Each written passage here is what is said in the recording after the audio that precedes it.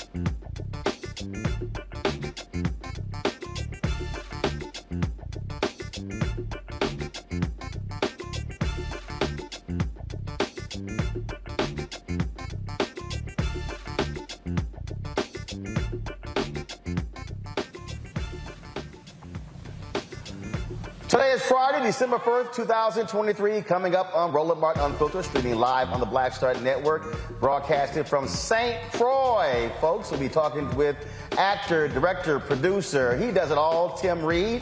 The work that he is doing here, but also on the continent of Africa. Some amazing work. Everything is not about Hollywood, folks.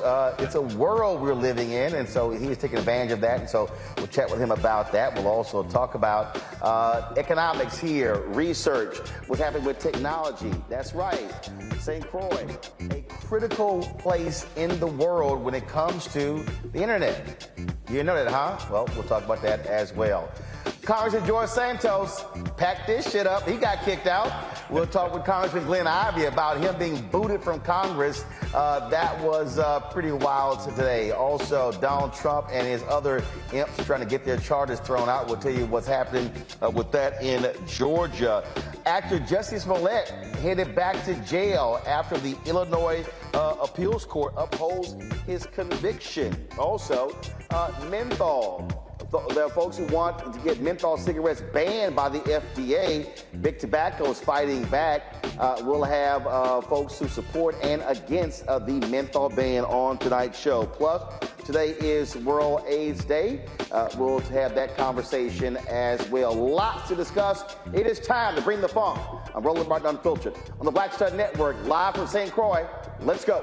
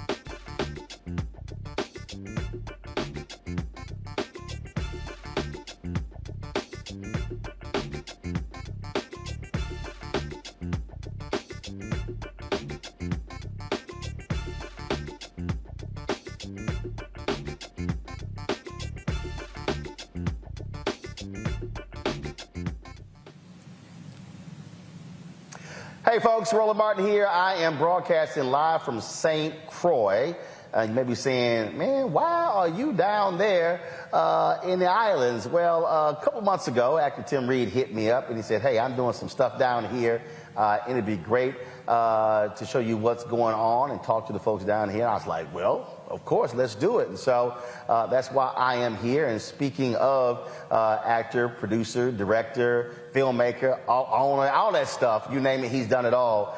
He'll sweep the floor, he'll shoot the movie, he'll edit, do all of it. I know the feeling. He joins us right now, Tim Reed. Tim, how you doing, man? I'm blessed, man. I'm blessed here in this warm weather and enjoying myself. Yeah, I did. I left the cold, if you will, of Virginia, and I'm like glad to be here. Yes. And of course, you've been in Virginia for quite some time, so it's great to be around black people when it's 85.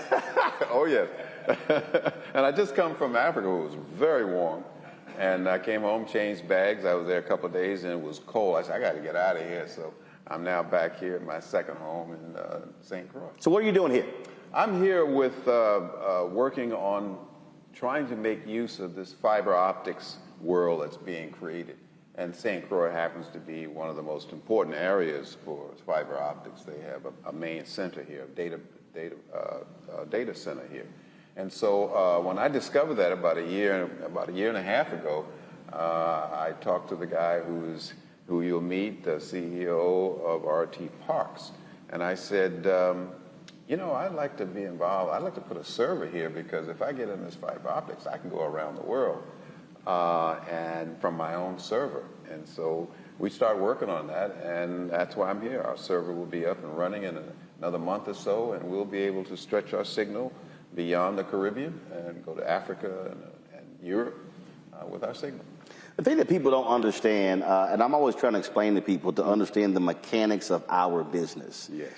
And when I remind people, it's sort of like, look, when you had Motown, there were hundreds of record labels. Mm-hmm. But what the record folks figured out was We ain't gonna let that happen again. So we need to control the distribution. Yes. And the reality is, it's the same thing in Hollywood. It's a bunch of people who are producers and they have, quote, studios or they're independent, but those who control the distribution, that's how you're able to get to the people. Yes, and also how you're able to control and own your intellectual property rights. And so when streaming came in during the COVID and it expanded, I found myself in a decent situation because I had a lot of content from my time owning a studio. A lot of it was evergreen, and we're always shooting. I got a small studio now, but we're always shooting around the world. So I went, I got all this content. This thing called streaming may work for me. Got stuff sitting on hard drives. Yes. So I decided to go in the streaming business, and we've had a couple platforms, but I wanted my own platform. I wanted to control my distribution. I didn't want to put it in the cloud. I wanted it on a server, and I wanted to be able to reach people around the world. And so along comes people now's attention to fiber optics. It's a faster signal. It's all, but there are not a lot of places you can go. Right. I'm here vacationing, and I came here to speak at this organization, and they took me on a tour, and I said, what is that building? I said, that's the building for fiber optics. You look out about 50 feet from the building, there's this huge cable that goes to the rest of the world. And this is one of the more important stations in this hemisphere. So that's why I'm here. And one of the things that, I mean, we've talked over the years, and you spent a lot of time and money. A lot of time, money, but a lot of time interfacing with brothers and sisters in France, in England, but also on the continent. And what we are seeing now in Africa is an explosion because people understand the power of media. I've long said that. And it was interesting when we were driving around. I remember when we were on a panel together at Congressional Black Caucus, where I said media is the second most powerful institution in the world, right behind the military. Yes. And if we understand the power of media and how to use it and then empower it, we can actually control it. There you go. And control the message. Yeah, I spent a lot of time on the continent of Africa, and I've been going there since the late 70s. You know, and Ethiopia, South Africa, Nigeria. Capo Verde, and now Togo. I've never been to Togo, and I go over, and guess what? They have fiber optics in Togo. One of the few countries in the entire continent of a 1.3 billion people, they have fiber optics. So connecting with these people and connecting with the continent is very important. And now people are taking their stuff out of the cloud, putting in their own servers and containing their content and controlling it. To be a part of that is exciting. Look, I obviously understand the importance of controlling the platform, controlling the content, and it's establishing the narrative. And that's the thing that I think people need to understand.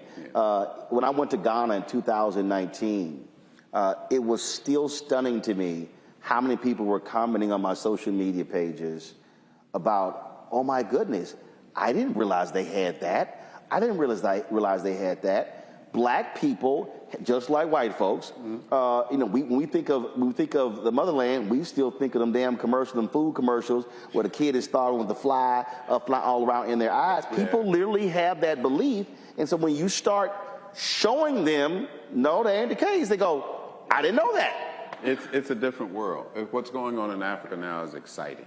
There's an energy there that reminds me of America during the late 60s and the civil rights era. There's an excitement and a hunger to tell their story. Also because it's so young. Yes. I mean, the reality is the youngest continent, and in many of these countries, the average age is 17, 18. That's exactly at Togo. 17 and 4 months is the median age for all the people there. And they believe. Another thing that excited me about being in Togo is that the idea of education can change my life is running rampant through these young people.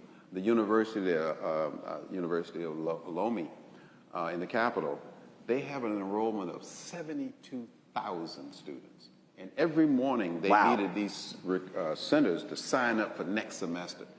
They believe in education. They believe in education as your life and my life was changed by education, historically black colleges. Their lives are being changed. And they know media is important. As we talked about in the class, I do these master classes wherever I go. They were talking about it's time for the lion to speak. The hunter has had too much to say.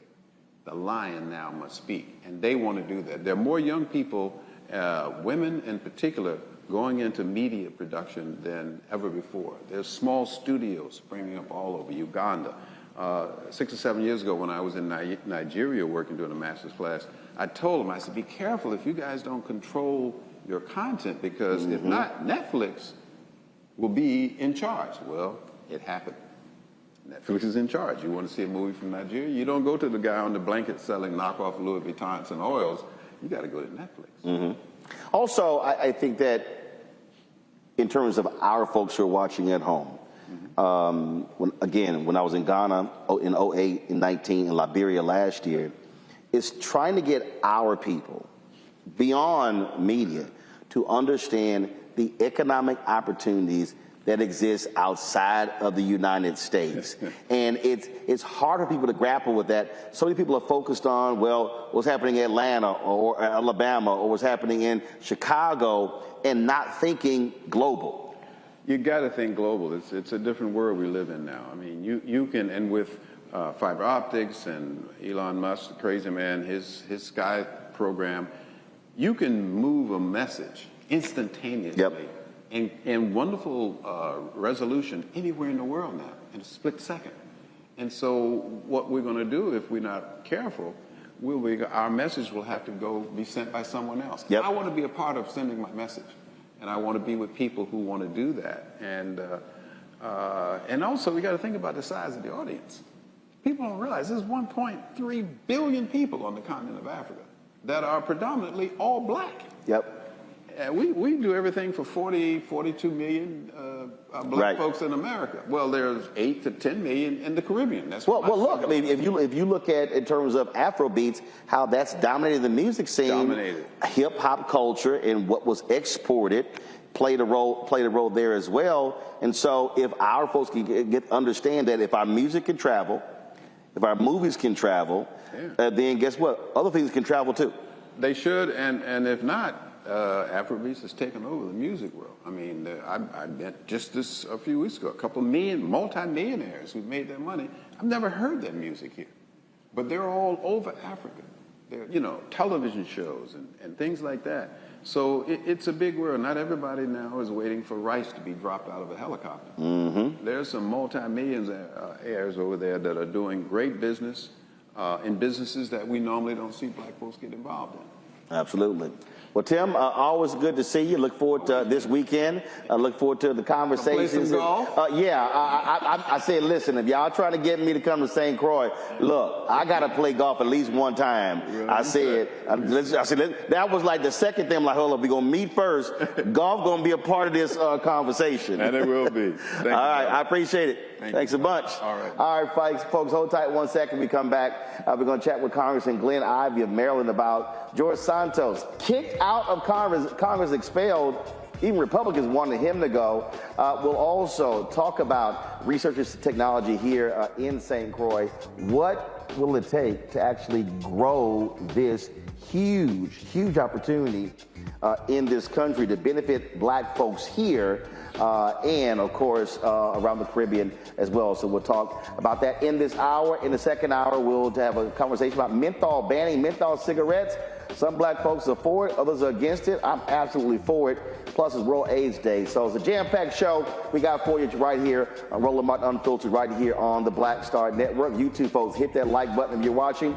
And don't forget to support us as well. Your dollars are absolutely critical. You know, we're fighting a good fight when it comes to these advertisers, but it's important for you to also join our Bring the Funk fan club. Folks, you get this show 2 hours a day. Farajah Muhammad show 2 hours a day. You get Deborah Owens show, Jackie Hood Martin show. You get Stephanie Humphrey show, Dee Barnes show, Greg Carr's show. There's no black-owned media platform doing the amount of original news that we do every single day right here on the Black Star Network. And so please send your check and money order to P.O. Box 57196, Washington, D.C. 20037-0196. Cash App, $RM Unfiltered. PayPal, R Martin Unfiltered. Venmo is RM Unfiltered. Zelle, Roland at RolandSMartin.com. Roland at RolandMartinUnfiltered.com. Also, download the Black Star Network app, Apple phone, Android phone, Apple TV, Android TV, Roku, Amazon Fire TV, Xbox One, Samsung Smart TV. Be sure to get a copy of my book, White Fear, How the Browning of America is Making White Folks Lose Their Minds, available at bookstores nationwide. Download the audio version on Audible. We'll be right back. Grow your business or career with Grow with Google's wide range of online courses, digital training, and tools. Gain in-demand job skills with flexible online training programs designed to put you on the fast track to jobs in high-growth fields. No experience is necessary. Learn at your own pace. Complete the online certificate program on your own terms. Stand out to employers, get on a path to in-demand jobs, and connect with top employers who are currently hiring. Take one professional career certificate program or all 6. Earn a Google Career Certificate to prepare for a job in a high-growth field like data analytics, project management, UX design, cybersecurity, and more.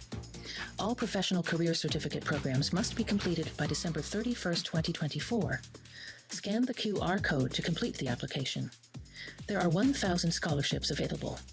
Grow with Google and J. Hood and Associates.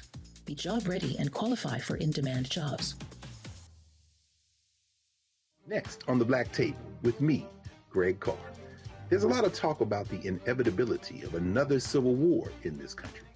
But on our next show, we'll talk to a noted author and scholar who says we're actually in the middle of one right now. In fact, Steve Phillips says the first one that started back in 1861, well, it never ended. People carrying the Confederate flag, wearing sweatshirts saying MAGA Civil War, January 6, 2021, stormed the U.S. Capitol, hunted down the country's elected officials, built a gallows for the Vice President of the United States, and to block the peaceful transfer of power within this country. On the next Black Table, here on the Black Star Network.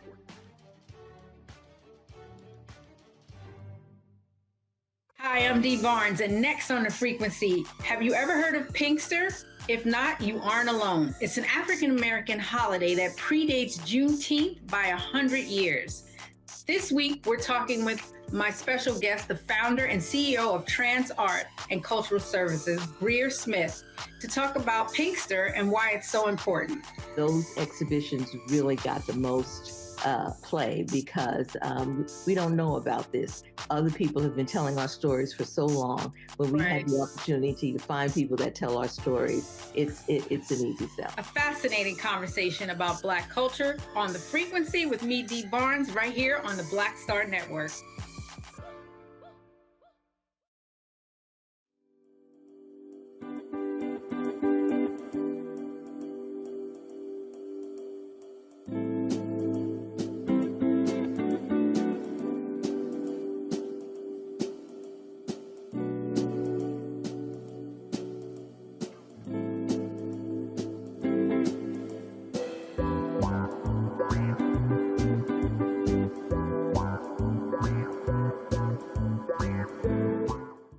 Smith, creator and executive producer of The Proud Family, Louder and Prouder, and you're watching Roland Martin Unfiltered.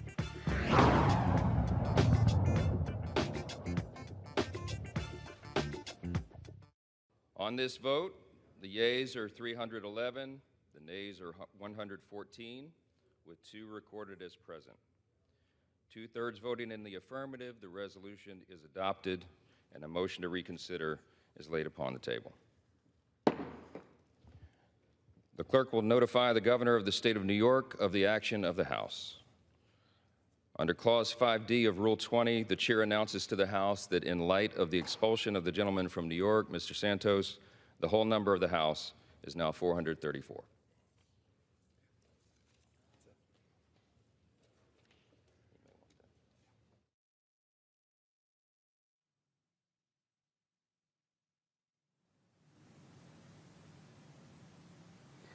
Well, folks, you see New York Congressman George Santos, gotta go. He was expelled from Congress. Dude has been lying, making stuff up. He has been indicted, you name it, he has done it. Even Republicans were sick and tired of him. And so now he has been expelled. There's going to be a special election, more than likely. A Democrat is going to win that. That's going to be a pickup for Democrats there in New York State.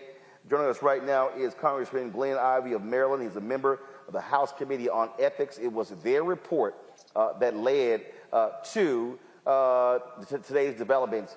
Congressman Ivey, glad to have you. You're also a former federal prosecutor. This guy's been indicted on federal charges as well. There were some people who said, you know what, this is just not right. The voters should decide. He should be found guilty.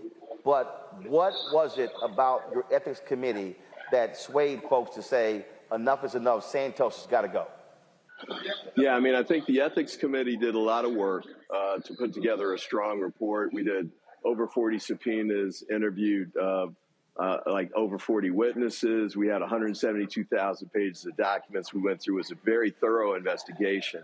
And at the end of all of that, we reached a unanimous bipartisan report that had findings that laid out the sorts of things you're talking about: fraud, money laundering, ethics violations of other types, using campaign finance money for his own personal benefits. I think by now everybody's heard about the Botox and the trips and what is it, Only Adults or Only You, I think is the site.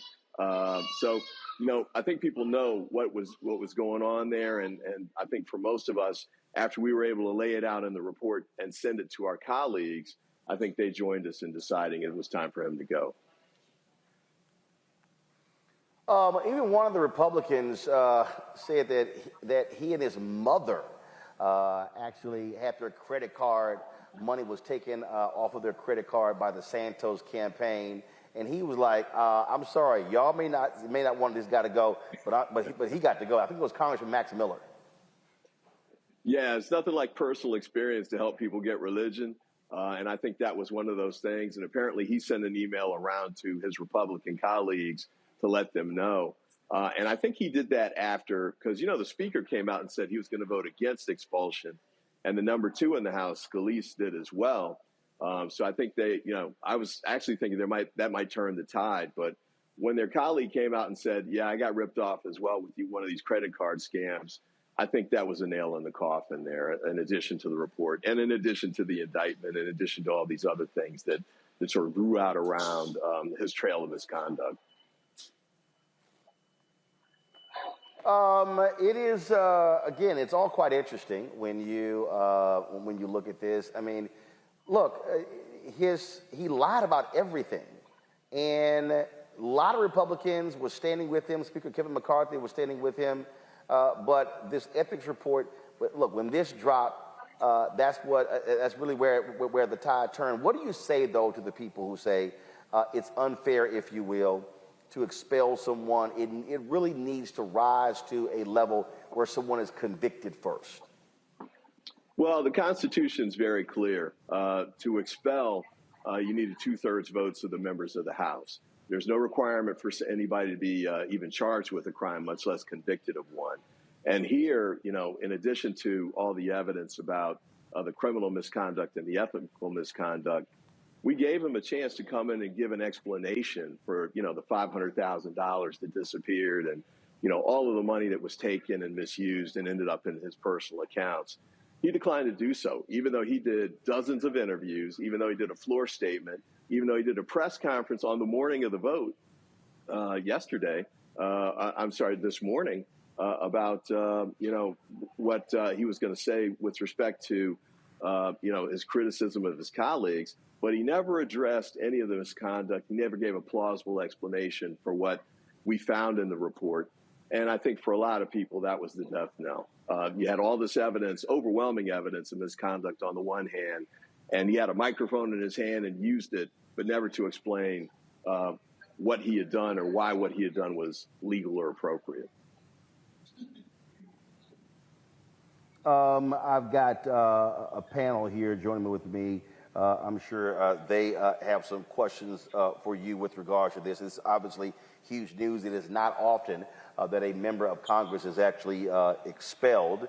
Michael Imhotep is host of the African History Network show out of Detroit, Kelly Bethea, communication strategist out of Washington, D.C. Michael, you go first. Representative Glenn Ivey, thank you so much for your work in shedding light on these falsehoods. What we have seen with former representative now, George Santos, is pretty unprecedented. Okay, we know that politicians may have a knack for exaggerating the truth, but this goes well beyond that. What do going into the 2024 presidential election and seeing the consequences of having the wrong people in public office?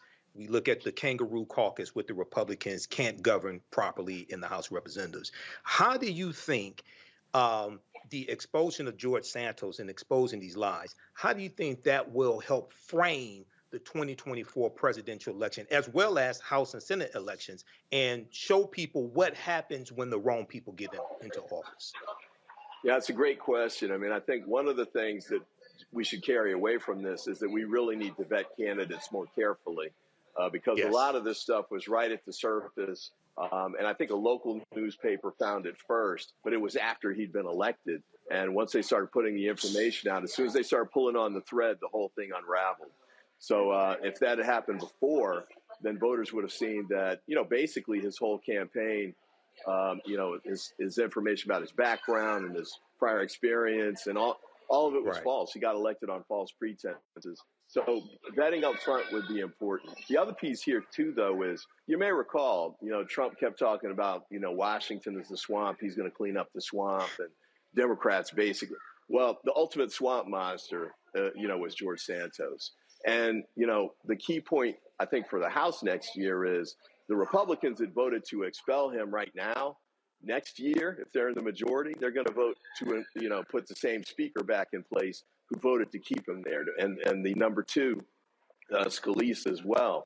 So if they're concerned about what they saw with Santos, it's time to move off of that party and make sure we have ethical people put in place who are going to fight against this sort of thing. And then the other part I'll say here is the New York races. One of the reasons we lost the House, we being the Democrats, was because we lost, 5 seats or so around the New York City area that really should have been Democratic pickups. Biden won those by significant percentages. I think this is going to help us pick up those seats. In fact, one of the reasons that those Republican congressmen led the push to get Santos out is because they were feeling the heat and they wanted to try and get him off the stage and move him away. I think it's important for us to remind the voters, not just about this. I think there's a lot of things that the administration's done that's been positive, rolling out for infrastructure, prescription drug costs, especially insulin. There's a lot of things that he's done that he hasn't gotten full credit for. But we need to remind them that George Santos is a product of the Republican Party. And the bigger version of that is Donald Trump. And you don't have enough time on the show to go through all of the stuff that Donald Trump's done, or even the recent statements. The recent statements he's made are astonishing. It's just, it's incredible to think that this guy is going to be the nominee for the Republican Party, and they're not doing anything to stop it or try and redirect it. That's the state of the Republican Party right now. All right. Thank you. Kelly.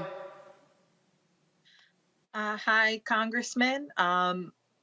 One of the things that I noticed in reading articles about this today was the fact that Speaker Johnson or Majority Speaker Johnson talked about how this would set bad precedent because there hasn't been a full criminal investigation, et cetera, et cetera. Can you talk about that in the sense of this is really a place of work and you don't have to have a criminal investigation necessarily to be fired from your place of employment if you decide to break ethics violations within your place of employment? I feel like the Republican Party and the powers that be like to move the goalposts as far as what the standard is, so long as that they're in power. So can you speak on that, please? Absolutely. I think it's a great point. Wherever you work, if you get caught stealing, except Congress, if you get caught stealing, you're gone that day. They're packing you up. And if you're lucky to let you walk out, you may get escorted out. So I think that it's a fair point about that.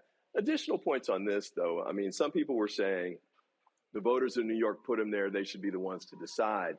But remember, he got there based on false pretenses.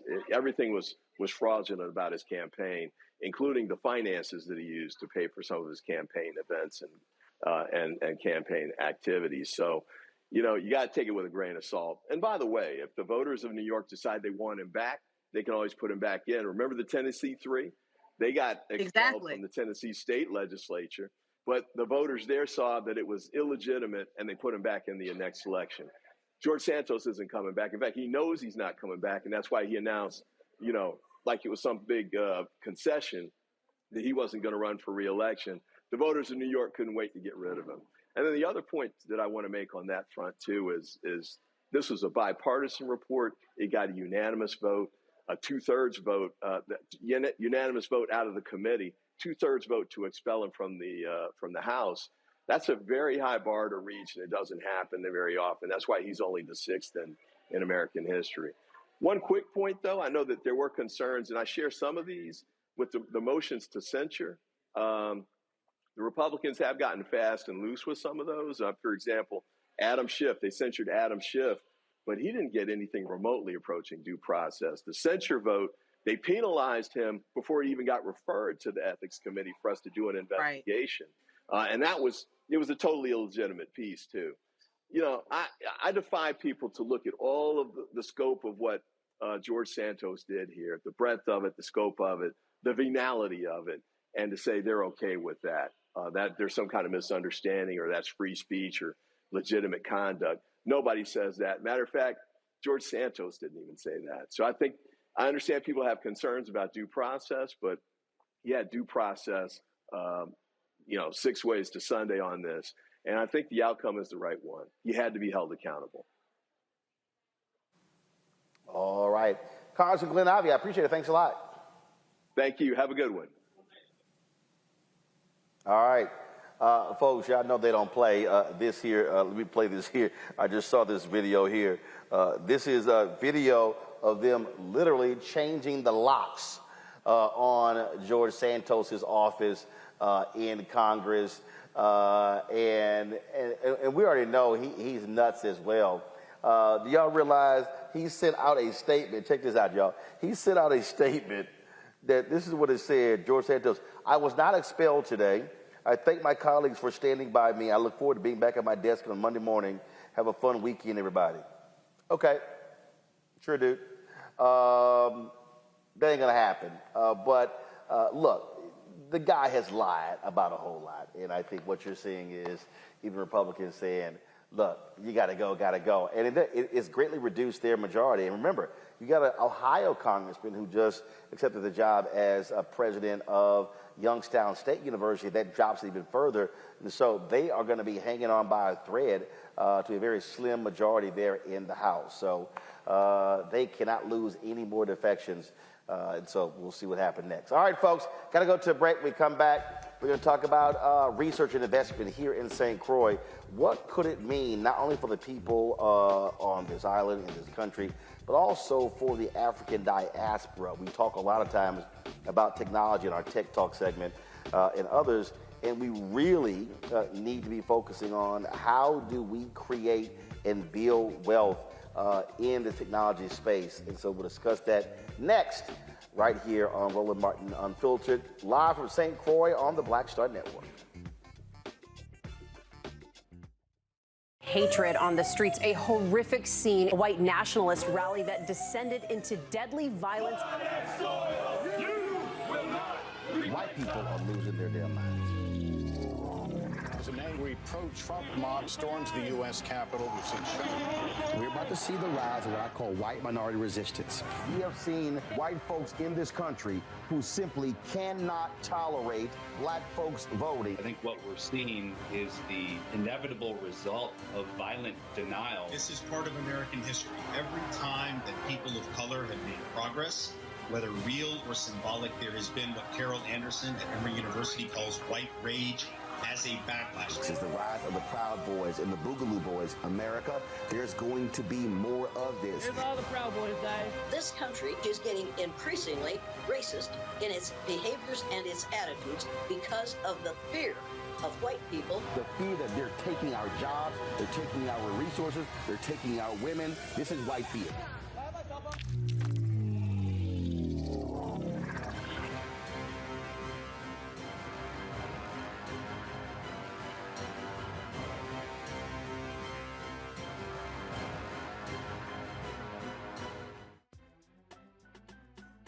Faraji Muhammad, live from LA.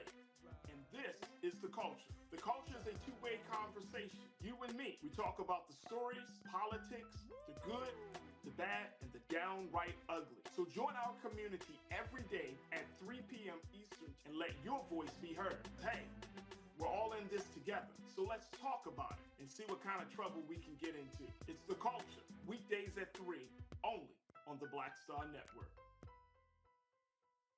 Farquhar, executive producer, Proud Family. You're watching Roland Martin Unfiltered.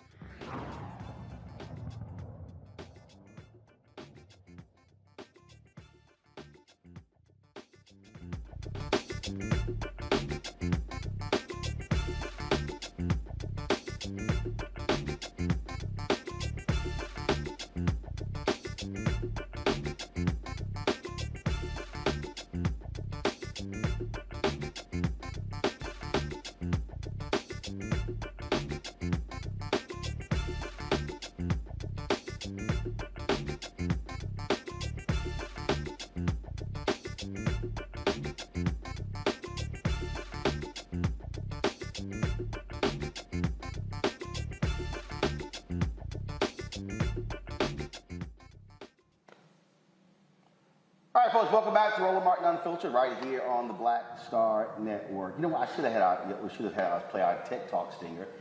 We talk about technology a lot on this show. We have that segment, of course, where we focus on African Americans in technology. And when you understand what's happening in this country, how wealth is being created, technology is playing a huge, huge role, not just in the United States, but all across the globe. Unfortunately, we are on the user end of this as opposed to on the ownership end. So how do we change that? And also, what are the opportunities that exist for us? Well, joining us right now is Peter Chapman. Peter is the CEO here of the Research and Technology Park Corporation here in St. Croix. Peter, glad to have you here. Thanks for inviting me down here. So what exactly is this? Gotcha. Roland, first of all, thank you for setting up here, and thank you for joining us this weekend. So the Research and Technology Park Corporation is a very specialized, unique institution. We were created 21 years ago as a vehicle for really diversifying and strengthening the economy of the Virgin Islands beyond, oil refining, tourism, things that you normally associate with this region. And so we were established to really harness opportunities in the tech sector, which we'll talk about, in ways that would support the growth of the economy. So because we have some very unique challenges and opportunities, we focus not just on technology, which I'll explain, but we also focus on what we call comprehensive economic and community development.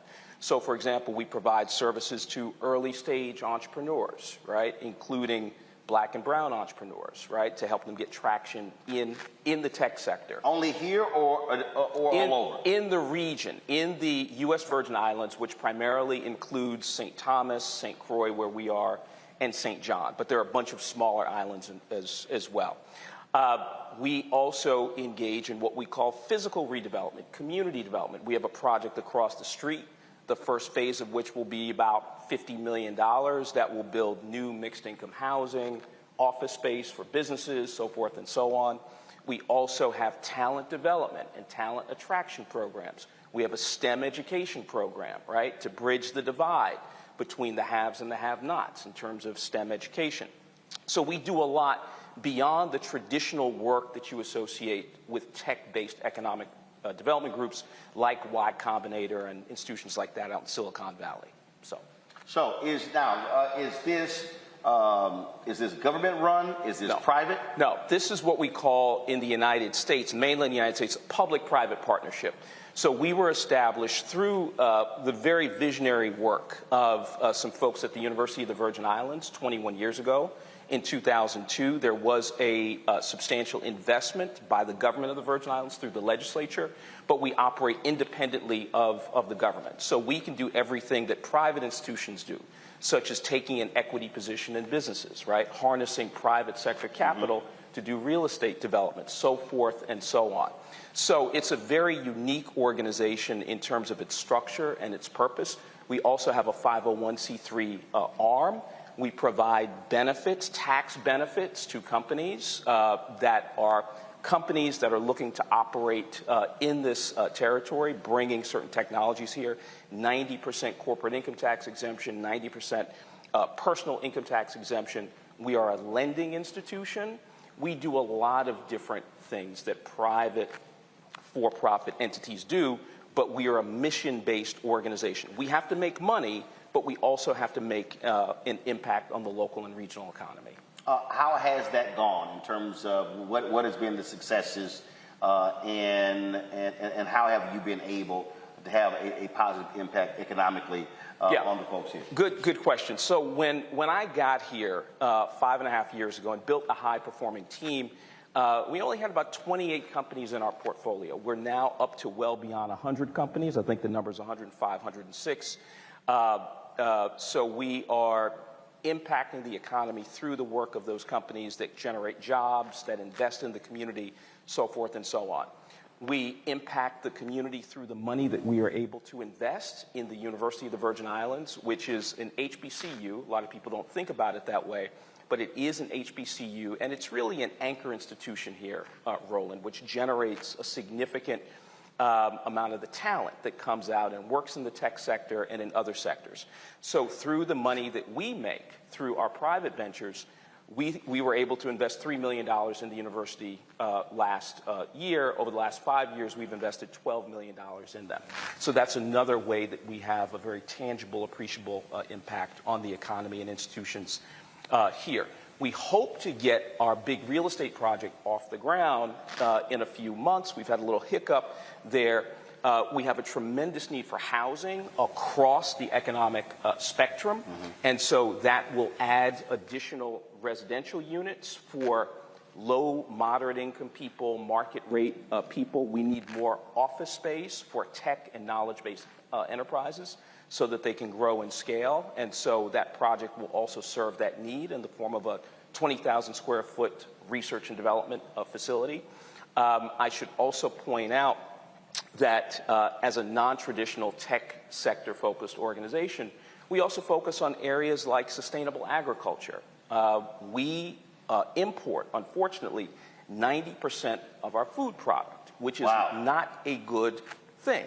And so to ease 90% into the Virgin Islands. 90% into the Virgin Islands, which contributes to food being extremely expensive, which is a burden for many folks here. So the average, household income is about $38,000, $40,000. Here, the unemployment rate, the labor force participation rate is 49%. The poverty rate is 23%. So we tell it like it is, right? And we are focused on improving those conditions, addressing those conditions head on as we help companies grow and scale. Now, when we talk about the future, you talked about that real estate development. I get housing as well. Do you have the labor force here that's ready for the future? We have. It depends on the companies, right?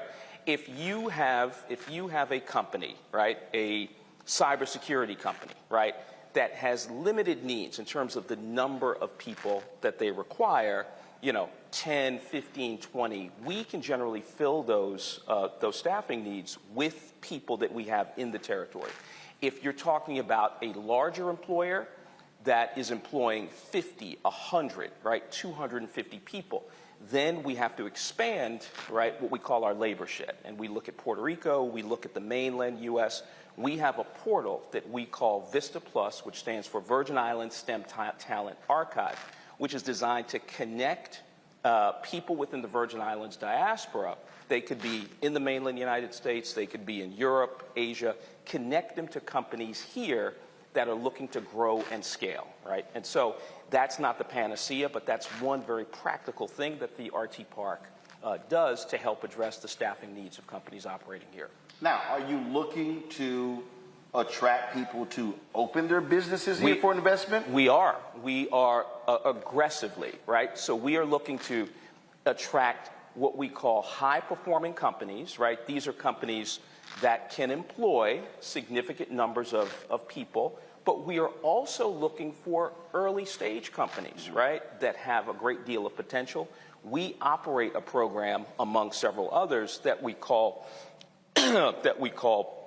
our accelerator program. It's called Accelerate Virgin Islands. It's modeled heavily on Y Combinator in Silicon Valley. The architect of that program is a graduate of Y Combinator, and that program attracts applicants literally from all over the world, right? So we provide them with intensive technical assistance and funding to help grow and scale their businesses, and the expectation is that they will at least locate part of their business in the Virgin Islands. So when we look at data from Brookings, Urban Institute, places like that, we see that roughly 90% of economic impact in any region comes from expanding businesses and startups. So that's why that robust startup program is critical to us. In fact, you'll be interested in knowing that one of our potential unicorns is actually run by a young brother from Houston. He has a company called Grind, which is an automatic rebounding machine. I know you're a sports fan as well. So this is a product that's made for the consumer market as opposed to just institutions. So he was nurtured right here at the RT Park. He was on Shark Tank a few years ago. And so that's an illustrative example of the caliber of early stage firms. Now, so y'all invested in that company? We are. We're a business, right? Mission-based business. So we have an equity stake in the early stage companies. So if they do well. And define early stage. So yeah, good question. So if you've been in existence for 2 to 3 years and you have some demonstrated staying power, if you have what we call minimum viable product, which basically means a prototype, right, that we have determined has merit, has value, then you have a good chance of being accepted into our accelerator program. So it has to be product-based? It doesn't have to be product-based, but that's where our strengths lie as an economic development institution, right? So we have those type of companies, but then we have companies that want to be here because of all the competitive advantages, some of which Tim Reed mentioned, and they don't really need any help, right? They're coming here because they want to take advantage of the tax benefits or because they want to take advantage of the fiber optics network. We have the second biggest concentration of fiber optics in the Americas, right here in the Virgin Islands, and there's a pipe leading from that infrastructure to this building where we're sitting. So if you have a server like Tim's and you need a place to house your server, you can house it right here at the RT Park headquarters. So there are lots of benefits that accrue to high-performing companies that are in the United States and other places that want a good place to operate and to grow and scale. And what many of them do is they may leave their core operation in the United States but establish a secondary operation to take advantage of all these benefits, particularly the tax benefits. All right. Hold tight 1 second. We come back. My panel, they got some questions for you as well, so we'll look forward to doing that, folks. We're talking entrepreneurship, economics, technology, you name it. We cannot talk about wealth creation if we're only thinking about it through working for somebody else. And so we'll continue this conversation live here in St. Croix. When we come back, don't forget, if you're on YouTube, hit the like button, folks. We should easily be over 1,000 likes. And also, don't forget, you can also support us in what we do by joining our Bring the Funk fan club. Your dollars are critical. About $230,000 behind where we need to be for this year. And so please support us, folks, with your resources. Look, we're asking 20,000 of our fans on average to give $50 each. That's $4.19 a month, 13 cents a day. Some people give less. We appreciate every dollar. Some people have given more. So you can see your checking money order to P.O. Box 57196, Washington, D.C., 20037-0196. Cash App, $ RM Unfiltered. PayPal or Martin Unfiltered. Venmo is RM Unfiltered. Zelle, Roland at RolandSMartin.com. Roland at RolandMartinUnfiltered.com. We'll be right back.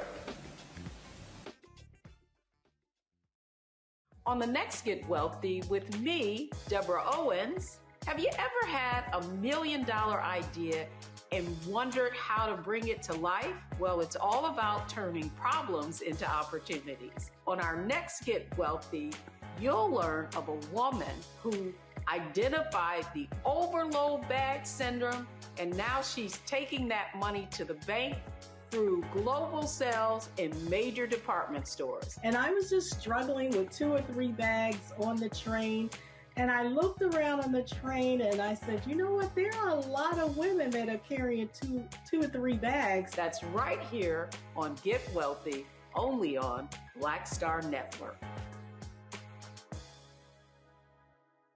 When you talk about blackness and what happens in black culture, we're about covering these things that matter to us, speaking to our issues and concerns. This is a genuine people-powered movement. There's a lot of stuff that we're not getting. You get it, and you spread the word. We wish to plead our own cause. Too long have others spoken for us. We cannot tell our own story if we can't pay for it. This is about covering us. Invest in black-owned media. Your dollars matter. We don't have to keep asking them to cover our stuff. So please support us in what we do, folks.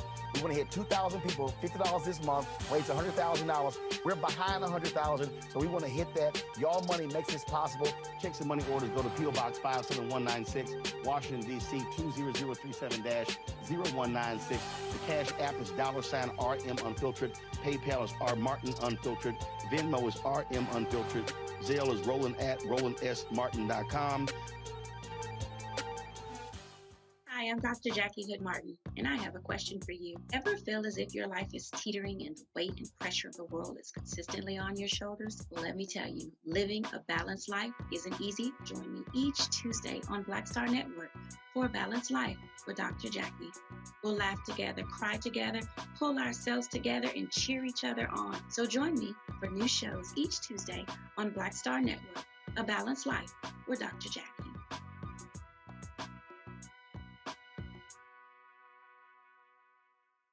Next on the Black Tape with me, Greg Carr. There's a lot of talk about the inevitability of another civil war in this country.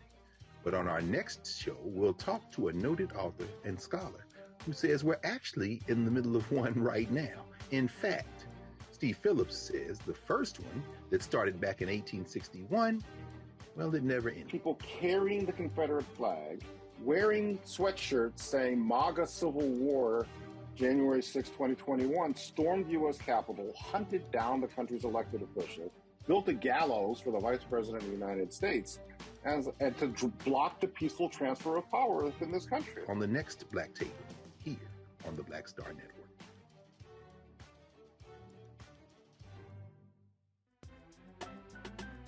I'm Faraji Muhammad, live from LA.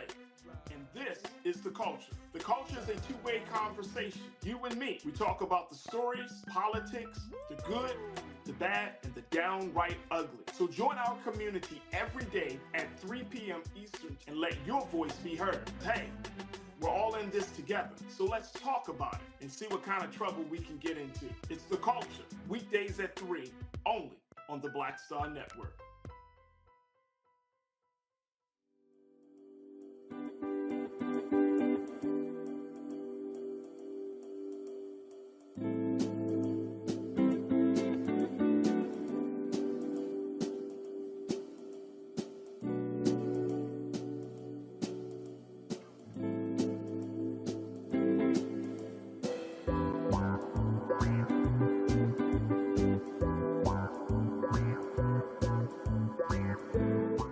I'm Dee Barnes, and next on the frequency, have you ever heard of Pinkster? If not, you aren't alone. It's an African-American holiday that predates Juneteenth by 100 years. This week, we're talking with my special guest, the founder and CEO of Trans Art and Cultural Services, Greer Smith, to talk about Pinkster and why it's so important. Those exhibitions really got the most play because we don't know about this. Other people have been telling our stories for so long. When we have the opportunity to find people that tell our stories, it's an easy sell. A fascinating conversation about Black culture on the frequency with me, Dee Barnes, right here on the Black Star Network.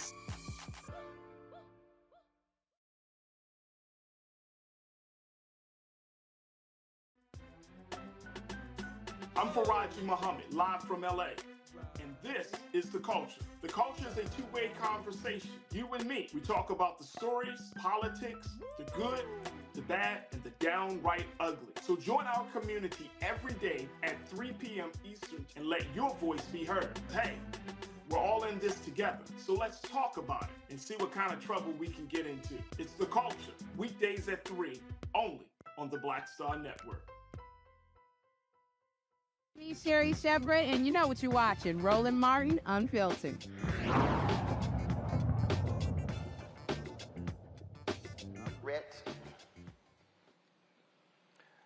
All right, folks, welcome back to Roland Martin Unfiltered on the Black Star Network here in St. Croix, talking with Peter Chapman. He's the CEO of this research park here.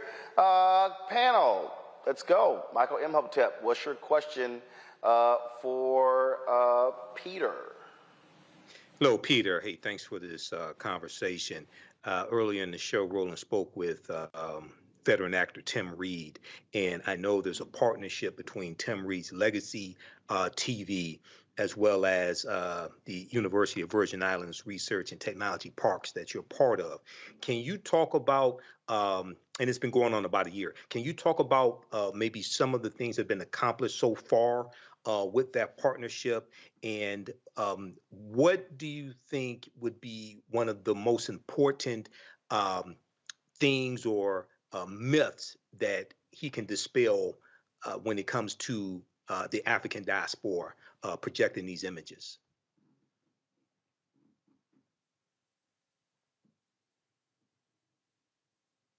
Michael, ask the question again. Okay. Earlier in the show, Roland spoke with veteran actor Tim Reed about his Legacy TV, and I know there's a partnership between Legacy TV as well as University of Virgin Islands Research and Technology Parks that you're part of. Can you talk about what has maybe happened, some significant things that have happened in the past year in that partnership, and what would be one of the most important things dealing with projecting the African diaspora that you would want to come from this partnership when it comes to media?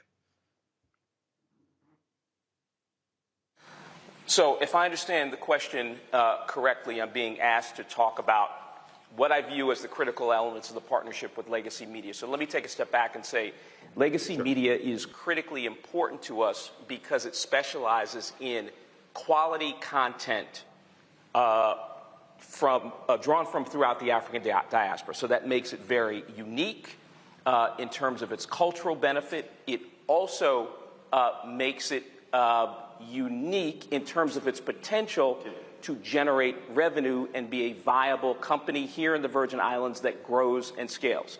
So Tim Reed has made tremendous progress along with other members of our team in establishing a partnership with Legacy Media, with Liberty Media, which is another portfolio company of ours, which gives him access, gives him a platform from which to reach markets throughout myriad parts of the Caribbean and Latin America. So that's very, very important to the viability of the business. I think that is a critical achievement of our partnership with Tim thus far. We are in the process of helping Tim establish his server here in the building. That's a technical issue, but that will position him to continue to do good things in this market. So hope that makes sense to you. All right, thank you. All right, Kelly, your question. Sure. So I heard a lot in the conversation regarding major companies and incentives for them to come to the island to promote, economic growth, wealth, et cetera. Do you have any similar incentives for smaller businesses, minority-owned businesses, both indigenous to the island and indigenous to stateside? We do. So those incentives that I talked about, those are not peculiar to quote unquote larger or hyper mature businesses, right? So if you are a smaller business, right, that let's say is generating $400,000, $500,000 a year in revenue, right? So it's all about the numbers, right? You could be a viable candidate for our tax benefit program, our tax incentive program, which would give you all of the benefits of the, of the larger, higher revenue generating companies. Thank you. Does that answer your question, Kelly? It does. Thank you. Michael, Kelly, you have another question before we go? Yeah, very quickly. When we look at the U.S. Virgin Islands, we see this is still, I would say, still part of the African diaspora, even though sometimes people may not look at it that way.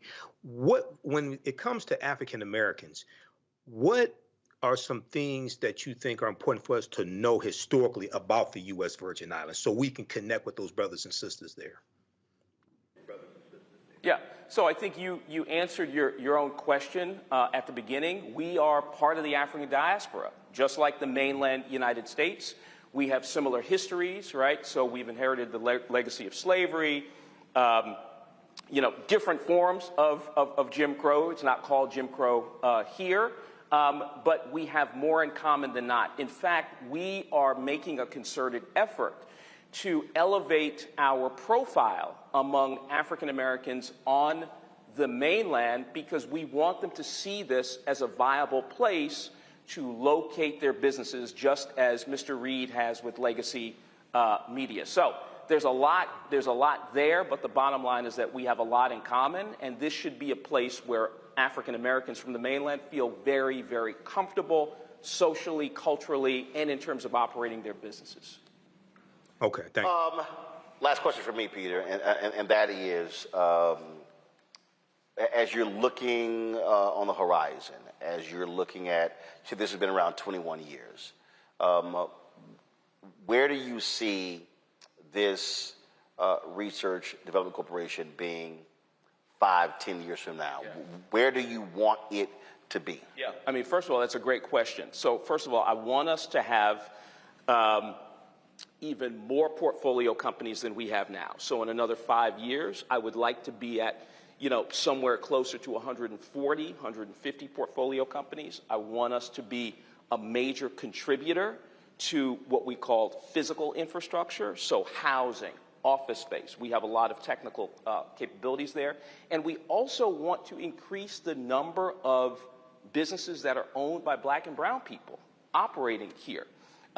We've taken some steps in the right direction in that regard, but we still have a lot more work to do because I want us to be seen as really a hub for tech-based economic development in the Americas. And by the way, we were designated in 2020 as one of the highest performing economic development organizations in the Americas, and that's by the International Economic Development Council, and that's a very prestigious designation. So I want us to continue making strides toward making us a tech hub in the region. And the region for us is 44 million people throughout the Caribbean, not just the 100,000 people or so in the Virgin Islands. All right, then.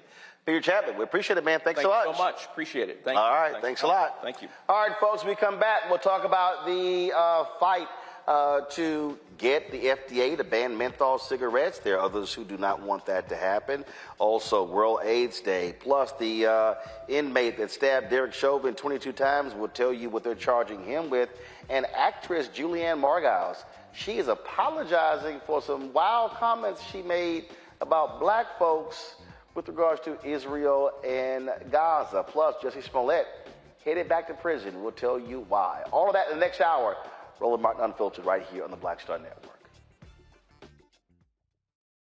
Grow your business or career with Grow with Google's wide range of online courses, digital training, and tools. Gain in-demand job skills with flexible online training programs designed to put you on the fast track to jobs in high-growth fields. No experience is necessary. Learn at your own pace. Complete the online certificate program on your own terms. Stand out to employers, get on a path to in-demand jobs, and connect with top employers who are currently hiring. Take one professional career certificate program or all 6. Earn a Google Career Certificate to prepare for a job in a high-growth field like data analytics, project management, UX design, cybersecurity, and more. All professional career certificate programs must be completed by December 31st, 2024.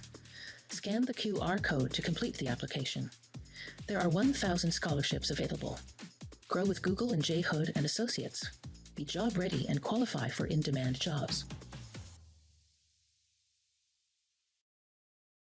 Hatred on the streets, a horrific scene, a white nationalist rally that descended into deadly violence.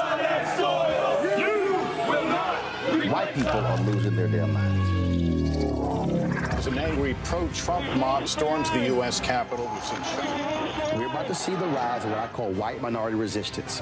We have seen white folks in this country who simply cannot tolerate black folks voting. I think what we're seeing is the inevitable result of violent denial. This is part of American history. Every time that people of color have made progress, whether real or symbolic, there has been what Carol Anderson at Emory University calls white rage as a backlash. This is the rise of the Proud Boys and the Boogaloo Boys. America, there's going to be more of this. Here's all the Proud Boys, guys. This country is getting increasingly racist in its behaviors and its attitudes because of the fear of white people. The fear that they're taking our jobs, they're taking our resources, they're taking our women. This is white fear.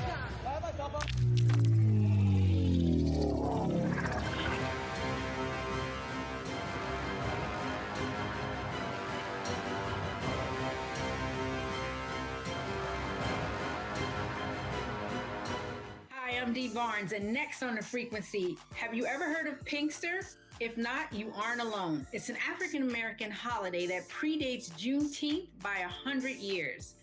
This week, we're talking with my special guest, the founder and CEO of Trans Art and Cultural Services, Greer Smith, to talk about Pinkster and why it's so important.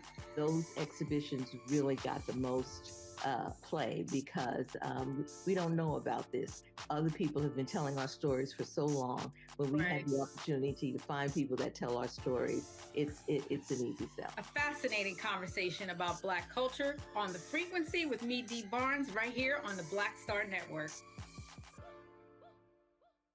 Hey, it's John Murray, the executive producer of the new Sherry Shepherd Talk Show. You're watching Roland Martin Unfiltered.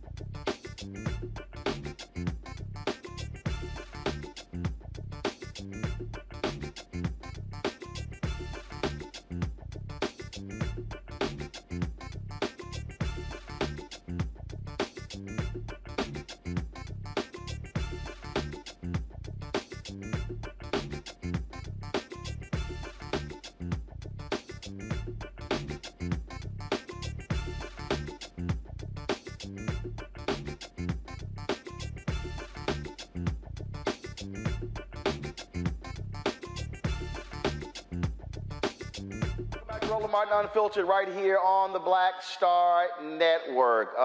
We've talked several times on the show about the call for the FDA to ban menthol cigarettes. African Americans have a high propensity to smoke menthol cigarettes than anyone else.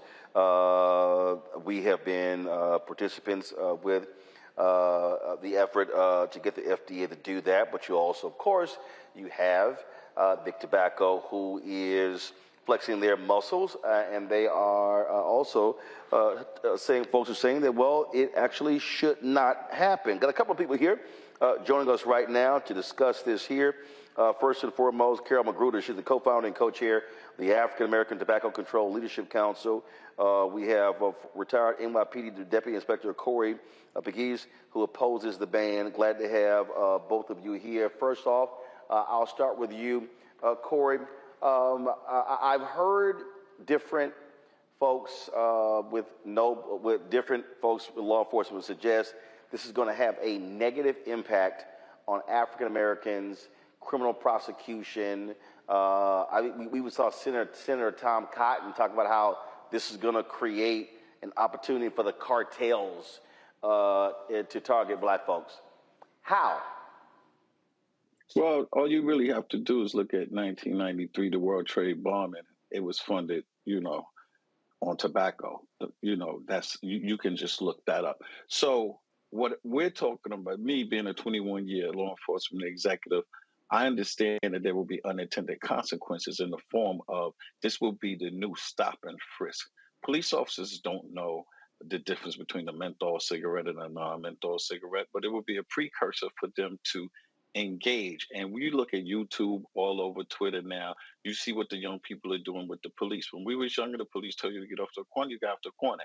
Now it's engagement, and this engagement can lead to devastating consequences, such as 3 people that died at the hands of police with a menthol cigarette. Sandra Bland refused to put her cigarette out. Her Newport in Dallas, Texas, allegedly hung herself.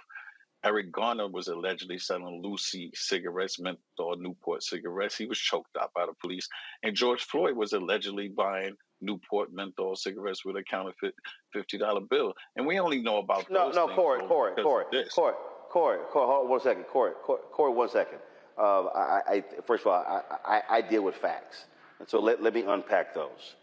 Out of the 3 that you're talking about, the only one where there was a direct correlation between so-called loose cigarettes and police interaction was Eric Garner. That was the only one. Sandra Bland took place. No, Corey. I'm stating facts. Sandra Bland took place in Prairie View, Texas, with a Texas Department of Public Safety trooper. She was smoking. The officer told her to put the cigarette out. She said then why? She opposed that. When he then ordered her out of the car, he then said he gave a lawful command, and she was arrested not because of her cigarette, because she disobeyed the lawful order to get out of the car. The dash cam video after she was arrested showed the officer on the radio with his supervisor trying to determine what she should be charged with. As it relates to George Floyd, again, the initial reporting was not about him trying to buy cigarettes. What they said was that he was allegedly using a counterfeit money to purchase. So it wasn't like the cops were called because of the cigarettes. It was because allegedly he was trying to use counterfeit money. Those are the facts. I like how you unpack that, but you still missing the point that there was a menthol piece to all 3 of those. Well, kind of a big deal in NYPD. And we talk about Sandra Bland in Texas. But that cop had already wrote this. What I'm saying was, if she never had the menthol cigarette, Roland, if she did not have the menthol cigarette, he gives her the summons and she's on her way, right? George Floyd. No, Corey. That is wrong. So, Corey, that is flat out. Corey, I don't understand what you're talking about. I really don't, because again, I showed that video on this. Follow me here, Corey. I showed that video numerous times. I know that video by heart. I've been to Prairie View, Texas.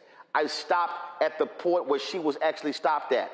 I've talked to her mother. Sandra Bland, I actually met her. And so what you're talking about, again, a ban on menthol cigarettes has no impact in this here. Carol, please step in here, because I want to bring you in here as well.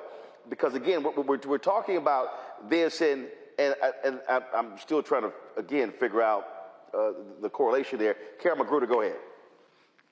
Well, I welcome this conversation because we rarely get to be in the same space with the detractors who are trying to prevent us from taking off of the U.S. market the #1 killer and targeter of Black men and Black people, which is the tobacco industry.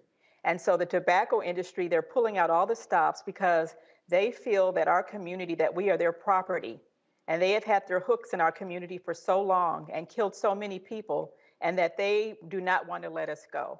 So I want to correct a few things. The first thing is that the FDA is going to take these products off of the market. So there won't be anything to smuggle because they're going to be gone. And that's what they're fighting for. This is not about the individual.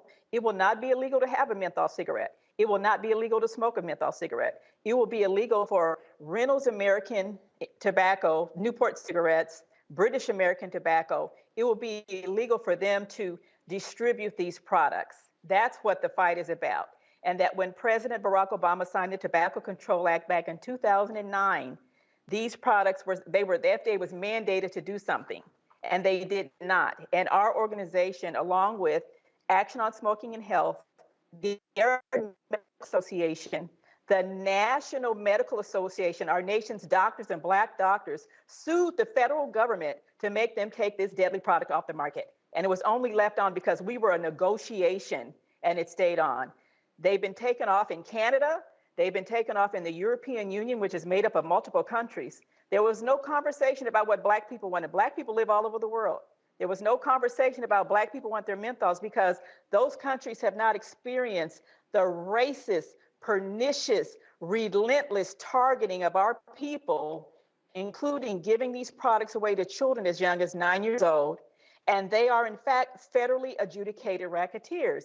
And I find it so interesting that police officers, retired or otherwise, decide to associate themselves with federally adjudicated racketeers. They are the criminals that you should be running from. And that while we're fighting for something, let's fight for reparations for our people, for health equity reparations. And I'd like to ask our officer here, what does he think about the tobacco industry targeting of our people for all these decades of giving these products to children like Dave Chappelle? I'd like to ask you, sir, what do you think of that? Well, what I think about that is I think of Marilyn Monroe. I think of Bill Cosby. I think of John Wayne. All of those white actors and actresses that was posing and selling tobacco also. So some kind of way, Black people had came up with this, that the tobacco industry. So let me give a disclaimer. I don't work for the tobacco industry. All right. So these are my personal thoughts. They have stopped targeting. We know it was the Cool Jazz Fest and all that. Like today, you'll never see LeBron James, Steph Curry. They'll never be able to endorse that. The only way they can do, advertisement is at point of sale.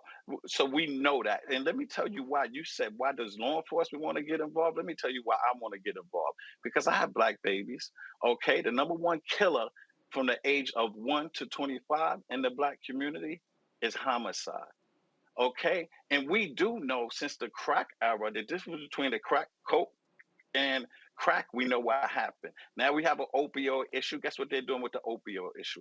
Counseling, treatment, and education. And I love it because those most of the white kids that's, strung out on opioids. So Corey. And so that's Corey, I got to stop you here. Corey, I'm still, Corey, I'm still trying to understand. No, hold on 1 second. Corey, I'm still trying to understand because it's not clear. Why are you against a ban on menthol cigarettes? I mean, if again, this will be stopping the production and the distribution. That means they're gone. So are you saying that you're in support of menthol cigarettes? Well, what I'm in support of is for them to do it equally. Menthol is not even the addiction.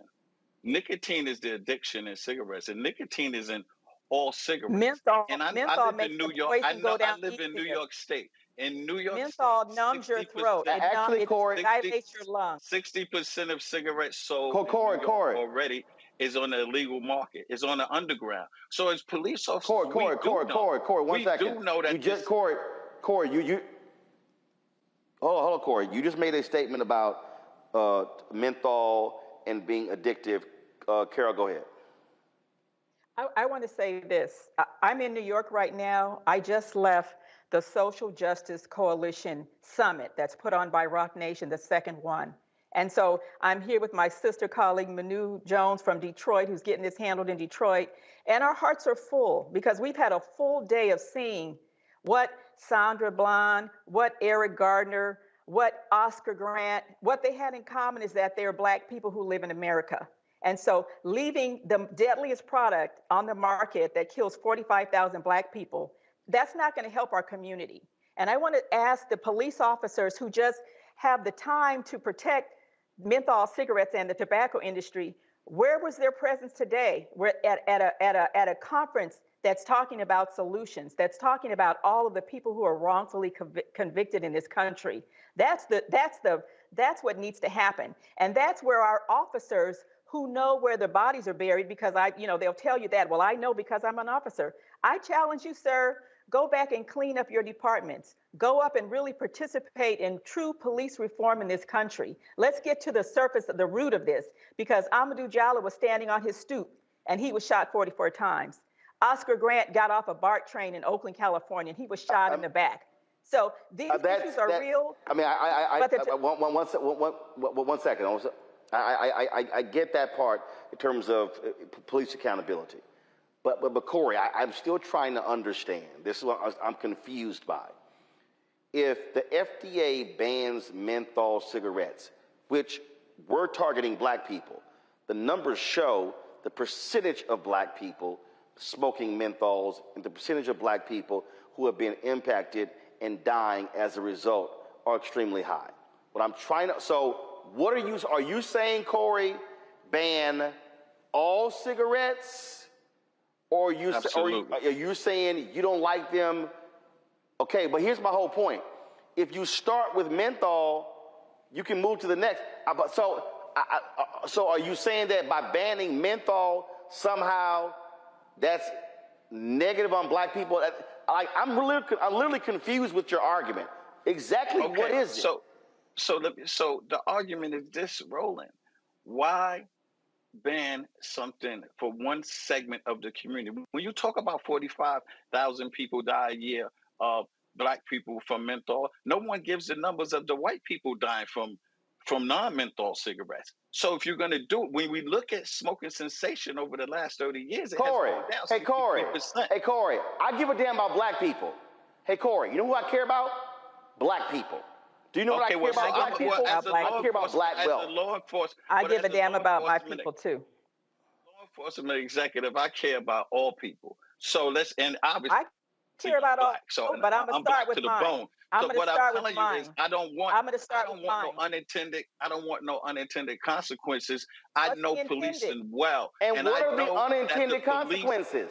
The unintended consequences is going to be more engagement, Roland. It will be more engagement with the Black and brown community, with young people over smoking these cigarettes. But the illicit market in the underground, all you got to do is look at Chicago. Hold on, let me get this out. Corey, look at Chicago. It's so bad. No, Corey, I need to establish facts. Corey, I need to establish facts. Are you saying, and I'm trying to understand, is it your belief that a ban on menthol cigarettes means that they are illegal?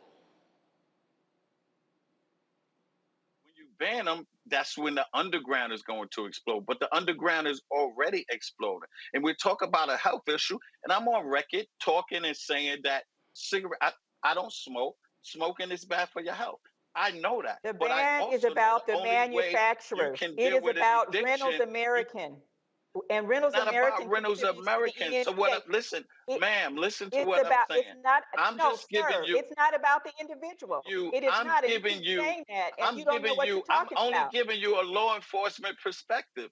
I can only give you a law enforcement perspective. That's my point. Where I know that the criminal element will make a ton of money, and we will have more shootings in our community. The gangs will start selling all of these unauthorized cigarette, like you said. They won't I be know there the to ban sell. is for the manufacturer, right? The ban is for the Corey, hold on one second, Corey, I got to ask you a question. You say they're going to be selling unauthorized cigarettes. How are they selling unauthorized cigarettes when they're not going to be allowed to be manufactured or distributed?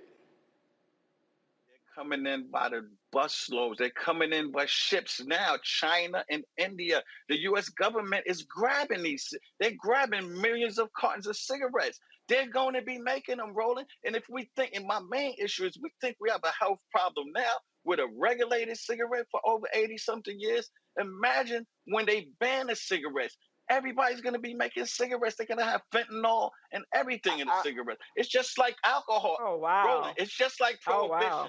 Prohibition didn't work. Wow. They all went and started making illegal moonshine, right? It's going to be the same thing with the cigarette. All right. We already seen this movie before. Don't be bamboozled by saying 45,000 Don't be black people bamboozled died by a year. an industry that doesn't want to let go of the one second, Corey. Carol. Well, one second, Corey. Carol. Carol, let me ask you this question. When Big Tobacco was sued and states were winning, and we began to see a curtailing of advertising and things along those lines, did we not see a dramatic drop of smoking rates in this country? We have seen a dramatic drop, but there has always been a disparity. And so there was no bigger demonstration of the disparities when we had COVID. It just magnified the disparities. And so our position, along with Delta Sigma Theta Sorority Incorporated, the National Association for the Advancement of Colored People, 100 Black Men, Make It Count, the NMA, Black Center for Health Equity, all of these groups have studied this issue. And we all agree that these products need to come off the market. Now, to my officer's point, the policy is one piece, but there needs to be cessation. There needs to be health equity. There needs to be reparations from the tobacco industry to our community. And so this brother, he wants to defend Marilyn Monroe and John Wayne, God bless him. I'm concerned about my brother on the corner who in our community has been seeded with addiction for decades and decades. And I'd like to ask your position. Do you feel that the tobacco industry? Do you feel that the tobacco industry owes us reparations? Don't put words in my mouth. I never defended John Wayne and Marilyn Monroe, but you guys keep saying they targeted the black community. They targeted all. They did target. Tobacco wasn't going to get rich just in the black community. Everybody was smoking cigarettes. Everybody. Bing Crosby. Actually, Corey. Actually, Corey. Corey, 1 second. Corey, again, I deal with facts. It is established that the tobacco industry specifically targeted African Americans, sponsoring not just jazz festivals, sponsoring tables, sponsoring events. They literally had psychologists studying African Americans to figure out how to increase the sales. So what you're saying is wrong because there literally is empirical data to show that. Now, final point from both of you, and I'm still trying to go back to this basic point, Corey. You keep suggesting that if you ban menthol cigarettes, all of a sudden we're going to see a dramatic increase of killing of black people in the country. Well, if you don't ban menthol cigarettes, there's going to be an increased engagement in the black and brown community with the police. I know that for a fact because they're going to cigarettes. Illegal cigarettes will be the new drug, so they'll be selling cigarettes. If you could get a carton of cigarettes and you could make $700 and you only paid $100 for the cigarettes, why would you sell cocaine, crack, heroin, opioids? I'm telling you, that's what's going to happen. The mafia is going to get involved. All of the drug games, all of these low-level Bloods, Crips, Nietas, MS-13s. I know that's going to happen because they're going to be on the corners in our low socioeconomic neighborhoods selling illegal cigarettes. And listen, the only thing I can say is I hope that they don't ban it. But I really hope and pray if they do ban it, that we don't see this increased engagement in the black and brown community. But you could look at, like in Delaware, there's been 3 cases of people, the police choking people for not smoking on the boardwalk. We got a 12-year-old kid in L.A. that was stopped. They thought he was smoking marijuana. He was smoking a Swisher cigarette. So there's pockets of these crimes already, these engagements already. They're only going to magnify if you have this ban. But again, I appreciate. Carol, final comment. Carol, no, one second. Carol, final comment. My final comment is that this is the beginning of a process. We're still fighting for our right to vote. and that there are African Americans who are leading this charge to get the tobacco industry out of our community. And that is combined with many of the things that people are talking about, with cessation, with dealing with structural racism, with criminal reform, which is why I'm in New York today. And I encourage all the police officers who like to hang out with the federally adjudicated racketeers under RICO. All of these tobacco companies are racketeer-influenced corrupt organizations. The mafia is already doing it, except they're white men with suits on who belong to country clubs. And so they get a free pass. So people not to be afraid, to know that our communities can be healthy, that we will no longer continue to support the biggest wolf, the biggest targeter coming in and seeding the seeds of addiction in our community, generation after generation after generation. The day is over for that. And it's time for people to get on the right side of this issue, to demand that our government support our people and that we get reparations from the tobacco industry for the 1 million Black people who have died in the past 20 years from tobacco-induced diseases. We need reparations. So let's get with that. Let's get with that. All right. The brother won't have to sell cigarettes on the corner if he gets reparations.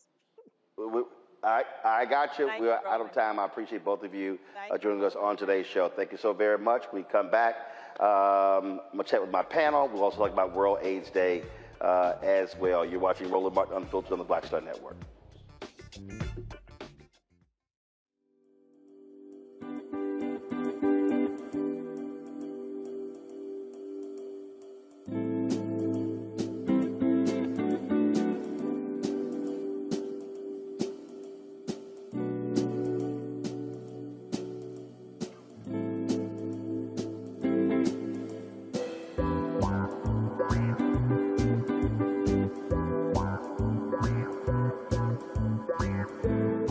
Talk about blackness and what happens in Black culture. We're about covering these things that matter to us, speaking to our issues and concerns. This is a genuine people-powered movement. There's a lot of stuff that we're not getting. You get it, and you spread the word. We wish to plead our own cause. Too long have others spoken for us. We cannot tell our own story if we can't pay for it. This is about covering us. Invest in Black-owned media. Your dollars matter. We don't have to keep asking them to cover our stuff. So please support us in what we do, folks. We want to hit 2,000 people, $50 this month, raise $100,000. We're behind 100,000, so we want to hit that. Y'all money makes this possible. Checks and money orders go to P.O. Box 57196, Washington, D.C. 20037-0196. The Cash App is $RM Unfiltered. PayPal is R Martin Unfiltered. Venmo is RM Unfiltered. Zelle is Roland at RolandSMartin.com. I am Tommy Davidson. I play Oscar on Proud Family, Louder and Prouder. Right now, I'm rolling with Roland Martin, unfiltered, uncut, unplugged, and undamn believable. You hear me?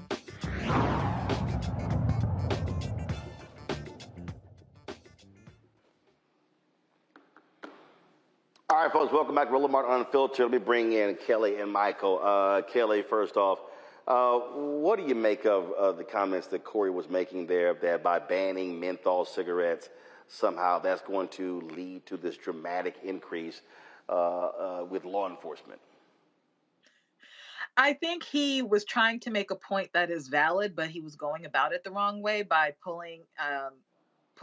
grasping at straws for a solid argument. But I do understand the notion of when something is all of a sudden illegal across the board, and it is known that mostly Black people have been partaking in that, then it is a pattern for police to target Black people and to, use their bias against Black people to, meet quotas, to, up arrests, et cetera, et cetera. So I understand his concern.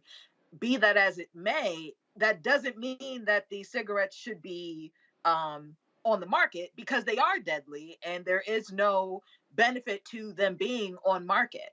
So, should they get off market? I agree with that, but I also understand his concern about an increase in harassment towards Black people who, once upon a time, should this become illegal, at one point was doing something legal. I do understand his point in that regard. I just feel like he went about it the wrong way in your conversation. Michael. Yeah, Roland. So I've been following this for a couple of years, but that conversation there with the police officer was very, very confusing. I was following along, also trying to understand his logic here. We know that 80% of African Americans who smoke menthol cigarettes. Now, from my understanding in researching this for like the past year or so, this would ban the manufacturing of menthol cigarettes here in the U.S., but I haven't found anything saying it would ban the actual sale of menthol cigarettes. And then I haven't seen anything saying it would ban possession of menthol cigarettes, say an individual having menthol cigarettes. So I'm trying to follow the logic. And I think you had that sister on the show previously a few months ago, something like that, because I remember us having this conversation. I think maybe someone was sitting in for you. I'm still trying to follow the logic. How do we go from a ban on menthol cigarettes to it increasing the overall engagement and deaths of African Americans at the hands of police officers? Because I haven't seen anything saying possessing menthol cigarettes will be illegal. I'm still trying to find the evidence of all of that. And that was precisely my point. And so that's why I was just sitting here and then trying to bring up Sandra Bland by saying, well, if she didn't have a cigarette, she would that was have a reach. ticket. She would. That was a big ass reach. So it was like a whole lot of that going, and I was just like, I'm confused. You know, and let's just be real clear. What you do have here, you got big tobacco. They're doing all they can. They do not want to see menthol cigarettes banned. Why? Because they're making billions.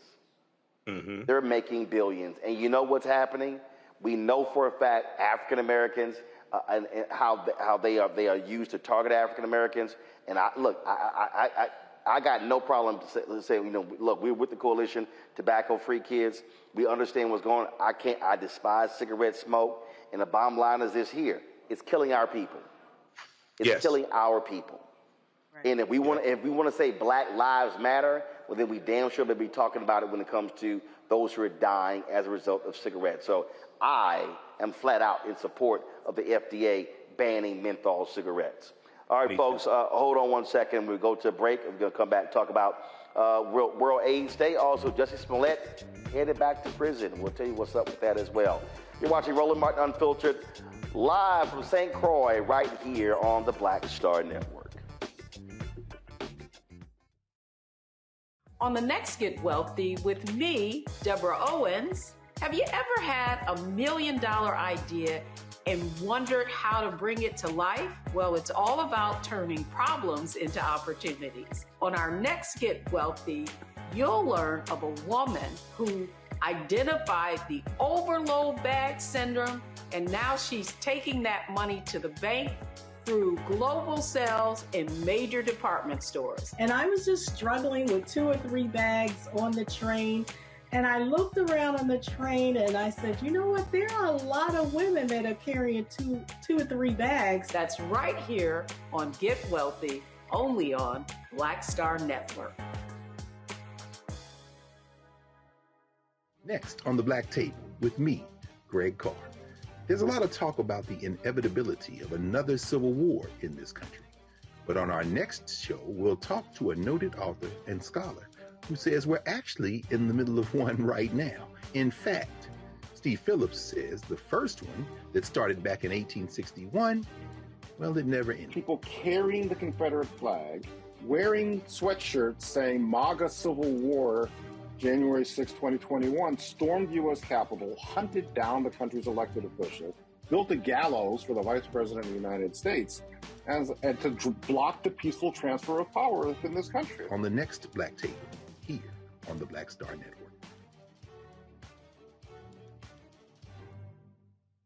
Farquhar, executive producer of Proud Family. Bruce Smith, creator and executive producer of The Proud Family, Louder and Prouder. And you're watching Roland Martin Unfiltered.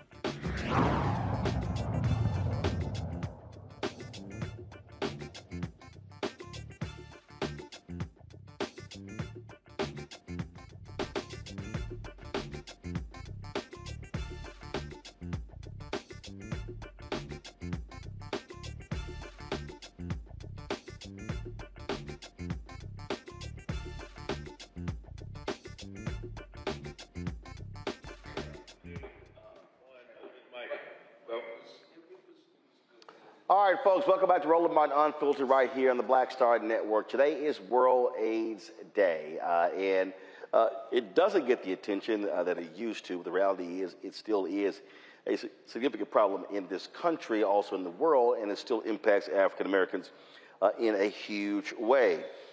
In 2022, African Americans accounted for 42% of all new HIV diagnoses. Dr. Maya Green is the founder of Onyx Medical Wellness, joins us from Chicago. Glad to have you here. Dr. Green, how has the new drugs that have come on the market, how has that impacted HIV and AIDS in America? Well, thanks for having me, firstly. There are two ways that the new drugs on the market impact the field of HIV tremendously. I just want to say my hope with these newfound innovations is that as the medicine has advanced, and I'm going to talk about that, that providers, healthcare providers, advance our conversations, update our conversations about what HIV is and what it's not. So now we have, for treatment, we have once-a-day pills, but we have once every other month injections, and coming out is a once every 6-month injection that people can take as part of a regimen to treat HIV. But let me also mention the once-a-day and then once every other month prevention medicine, meaning if you're not living with HIV, there's medicine you can take to prevent getting it. So those are just some of the ways that new medical advances have happened in our field. And my hope is that we move towards advancing the conversation. Well, and one of the things that we also are seeing is on a federal level, you still are seeing how Republicans want to actually make cuts. They try to cut the minority AIDS programming out of the federal budget in order to get a new budget deal. And so here we are seeing African Americans being most impacted, and Republicans want to cut that money that specifically targets Black folks and other minorities. Absolutely. I'm sure you're familiar with the book by Daniel Dawes, The Political Determinants of Health, that mention how these factors play into why historically minoritized communities, specifically the Black community, stays underserved and continually overlooked. So just to give some numbers to what you've already said, African Americans or Black people make up 13% of the population. You've already mentioned that 42% of new infections are among this African American and Black group that only make up 13% of the population. But also, when it comes to prevalence of all the people living with HIV, 40% of them are African American. And let's talk about who dies of HIV or AIDS-related illness, something that doesn't even have to happen nowadays. 43% of deaths from AIDS-related illnesses were among African Americans. And I just want to recall us to, we're only 13% of the population. So yes, the political determinants of health play a big role in this, a huge role. And I'm excited that you're one of the people that are turning equity talk into equity action. Questions from my panel. Kelly, you first. So my understanding is that under the Affordable Care Act or Obamacare, we must have access to PrEP under many health insurance providers. And yet and still we still have a barrier to those who need this medication, not because of legislation per se, but lack of clinics, lack of doctors who can administer it, things like that. Can you speak to that and the barriers outside of legislation and policy? Because it sounds to me that legislation and policy has done its job to an extent outside of Republican interference, of course. But when it comes to the now, legislation and policy for the most part has worked, but it's administrative stuff. It's frankly racial bias stuff and lack of access due to racial bias that is preventing access. So can you expound upon that?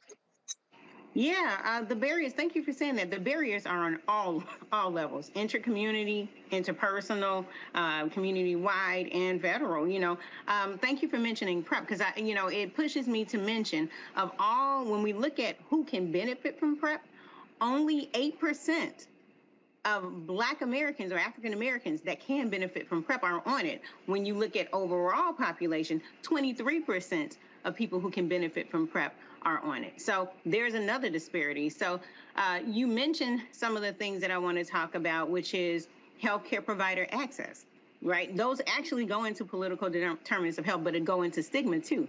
So there was a study published in the Journal of American Medical Co-Association that showed when Black patients go to Black providers, they actually get better care. They're more likely to be prescribed PrEP and other things when the provider understands your community and the care comes from a culturally appropriate space. So yeah, there are all kinds of barriers. Stigma is on the rise. I'll just, mention stigma for 1 second for if this is the first time you've heard it. Stigma is when you believe a false narrative about someone, a community, or something, and it's so strong that you actually act on it, even though that narrative is not real, right? And I always say stigma is an infectious disease of the mind. It infects more people than HIV ever could, and it kills more people than HIV ever could.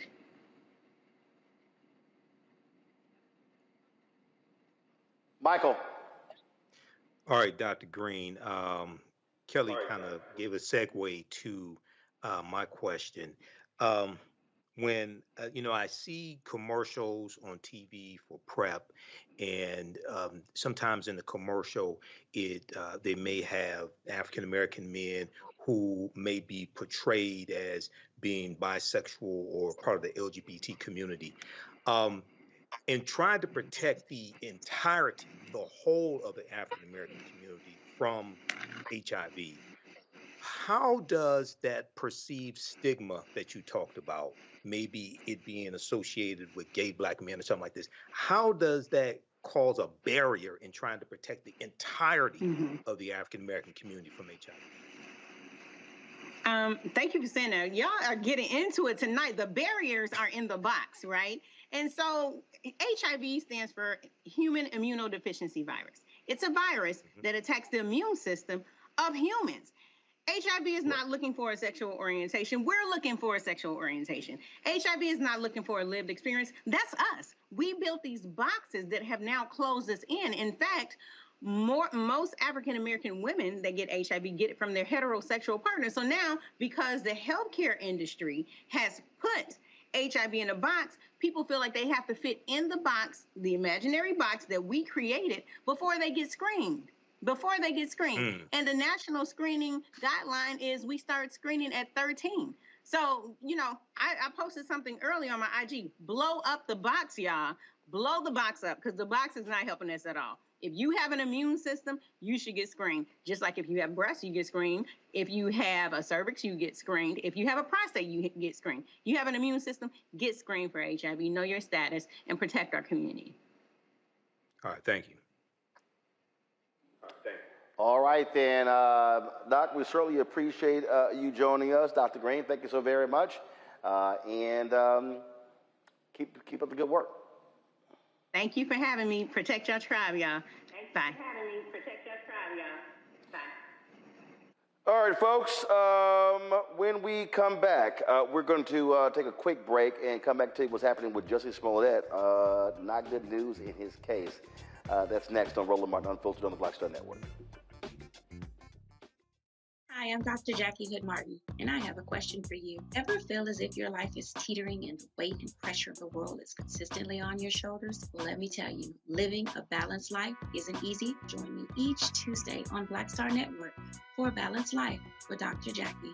We'll laugh together, cry together, pull ourselves together, and cheer each other on. So join me for new shows each Tuesday on Black Star Network, A Balanced Life with Dr. Jackie.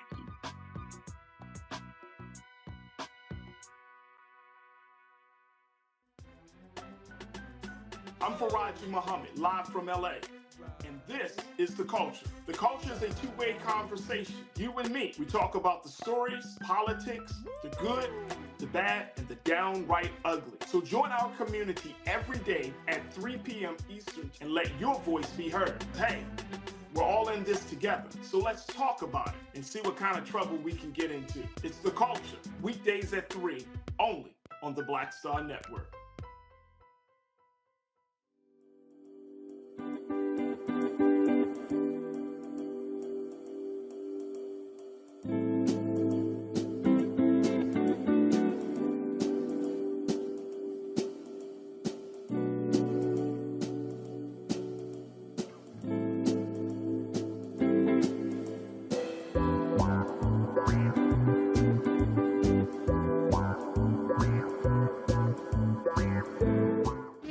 Shepard with Sammy Roman. I'm Dr. Robin B., pharmacist and fitness coach, and you're watching Roland Martin Unfiltered.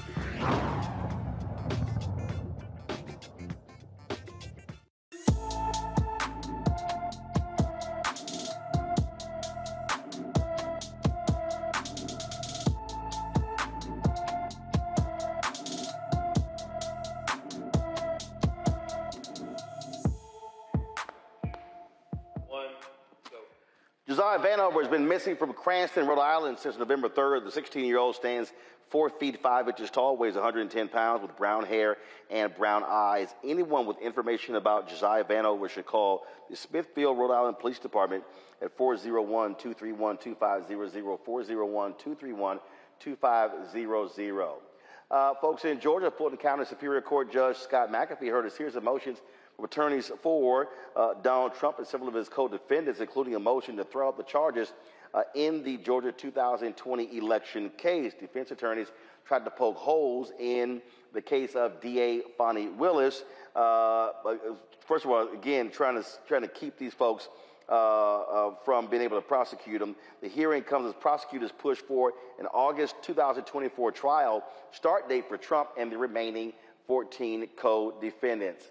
Tell you about that case out of the election out of Louisiana, where the black sheriff won by 1 vote, with the Louisiana Parish Sheriff election results be officially uncalled until a judge announces a ruling sometime next week. And there's already a recount. The brother won by 1 vote. Well, the Republican, the white Republican who lost, he still is not satisfied by that.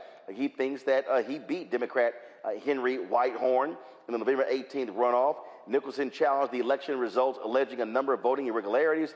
Ad hoc Judge Joseph Bleich did not rule during a hearing today, and instead is taking the matter under advisement until noon Saturday to respond to the evidence presented in Thursday's hearing. He said he will rule after reviewing their submissions. An Illinois appeals court has upheld the conviction of Jussie Smollett that took place in 2021. A jury convicted the Empire Star for staging a racist, homophobic attack in 2019. Smollett's attorneys challenged the role of a special prosecutor, the jury selection, evidence, and other aspects of the case. He will now have to finish the 150-day sentence in jail. He spent just 6 days in jail while pending his appeal, which he just lost. Also, the first woman to serve on the United States Supreme Court has died. Republican President Ronald Reagan appointed Sandra Day O'Connor to the U.S. Supreme Court as the first woman ever. She was confirmed by a Senate vote of 99-0. She was a trailblazer for women in the law, educated generations about the rights and duties of citizenship, was a crucial figure in landmark Supreme Court cases involving abortion, affirmative action, as well as civil rights. She retired in 2006 to care for her husband, who was dying in 2018. She had been diagnosed with dementia. She was 93 years old. So that's the news there. Also, the inmate who attacked Derek Chauvin, the former cop who killed George Floyd, well, guess what? He's now facing attempted murder charges. Chauvin was stabbed 22 times. He has survived an attack, but again, that inmate is now going to be facing attempted murder charges. And I must say, Michael, you got people who are in prison who say, look, I ain't never getting out. So they said, I ain't got nothing to lose. Yeah, you know, it's going to be interesting to find out more details. I was reading the article from NBC News on this, and the person who allegedly stabbed him said that the reason why he did it on Black Friday was to be an alliance. It was in reference to Black Lives Matter. This is in the article from the NBCnews.com on this. So, and on the other hand, now some people may say this is karma, and I don't mean a song by Taylor Swift either, but I do also agree that when you are in the custody in prison or what have you, your safety is the responsibility of the prison guards, et cetera. So it's going to be interesting to see how this happened and how he was able to use this makeshift knife and stab Derek Chauvin 22 times, also in federal prison. Kelly, bottom line is Derek Chauvin, he better be looking over his back for the rest of his time in prison. I mean, God don't like ugly, and he ain't too fond of cute either, as evidenced by this incident. I think it's interesting because a couple weeks ago when I was on the show, we were saying how, cops kind of beg to go into federal prison because state is so much worse. Exhibit A. I don't know what else to say to that. Like, I'm sorry? No. Well, again, I mean, bottom line is, he gonna look. He in prison. He gonna have to deal with the realities of being in prison, and that's what happened when you do wrong. All right, folks, that is it for me. Before I go, I forgot yesterday. I was so busy doing this stuff on yesterday. Did not give a shout out to my mom for her. Oops, hold up. Let's see here. Did I get this right? Give me 1 second. I need to make sure I get this right. I forgot yesterday. We were so busy. With other news of the day that I did not give a shout out to my mom. She turned 76 years old on yesterday. Dad turned 76 in April, and so she was hanging out, having a good time. Recently saw her and her family, of course, for Thanksgiving, and so my mom, Imelda Martin, 76 years young on yesterday.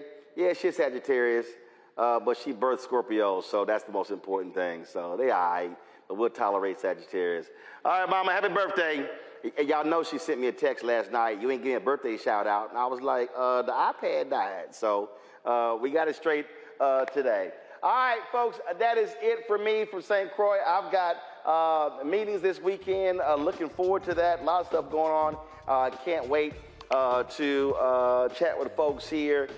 We are, of course, steady, focused, building what we're building. Of course, 5 years of Roland Martin Unfiltered in September. Then, of course, 2 years, the Black Star Network. Lots of other stuff we got planned on going. So we appreciate all of you being on the ride with us. Please support us in what we do. First and foremost, download the Black Star Network app, Apple phone, Android phone, Apple TV, Android TV, Roku, Amazon Fire TV, Xbox One, Samsung Smart TV. That's first. You can also, of course, support us by joining our Bring the Funk fan club. Your dollars are critically important for us to do what we do. We're about $230,000 behind last year's goal. So senior check and money order, P.O. Box 57196, Washington, D.C., 20037-0196. Cash App, $, RM Unfiltered, PayPal, R Martin Unfiltered, Venmo is RM Unfiltered, Zelle, Roland at RolandSMartin.com, Roland at RolandMartinUnfiltered.com. Be sure to get a copy of my book, White Fear, How the Browning of America is Making White Folks Lose Their Minds, available at bookstores nationwide. You can also, of course, download the audio version on Audible. Yes, I did the reading. And don't forget, you can check out our 24-hour, 7-day-a-week streaming channel on 4 fast channels. You can check us out on Amazon News by going to Amazon Fire and going to Amazon News. You can tell Alexa to play news from the Black Star Network. Also, Plex TV, Amazon Freevee, and go to Amazon Prime Video. Click Live TV, and you will see us. You will see us right here on the grid on Amazon Prime Video. All right, folks, that is it. Again, I'll see y'all Monday. I'll be back in D.C. Do not forget, y'all know it's going to be an ice-cold show. It's going to be an ice-cold show on Monday, where we will be, of course, celebrating Founders Day of Alpha Phi Alpha Fraternity Incorporated. So y'all know what's going to happen on Monday. There'll be a lot of black and gold.